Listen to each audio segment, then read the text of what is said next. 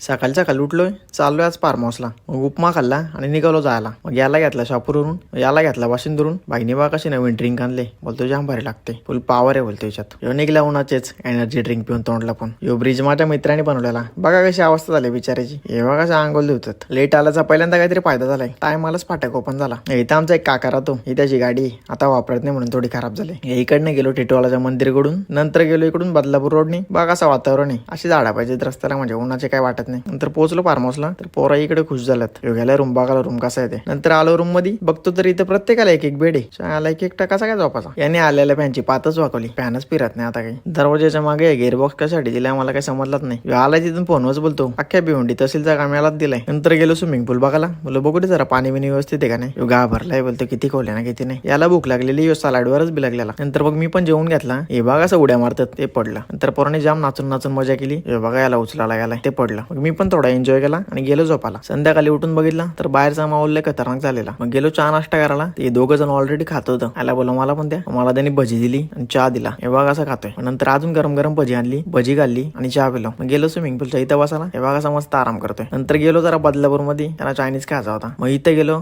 नंतर आलो form हाऊसला return. बघतो इकडे तर यांनी प्रोजेक्टरची सेटिंग करायला घेतलेली. हे बघा कसं काम आहे. आतमध्ये काय जमला नाही, तिकडे बाहेर आणलाय करायला. बोलतो बाहेरच ऐकू आपण, आतमध्ये आपल्याला जमत नाही. या फार्म हाऊसवाल्यांचा कोण एवढा उंच माणूस आहे काय माहित. एवढा उंच बोर्ड लावलाय का खांद्यावर घ्यायला लागतं माणूस बटन बंद करायला. नंतर बिर्याणी खाल्ली आणि सुंदरी सुंदरी सॉंग एन्जॉय केला. नंतर गेलो मग पाण्यामध्ये एन्जॉय करायला. आता झोपून घेतो आणि पुढचा ब्लॉग नेक्स्ट पार्ट मध्ये बघा. Bye bye.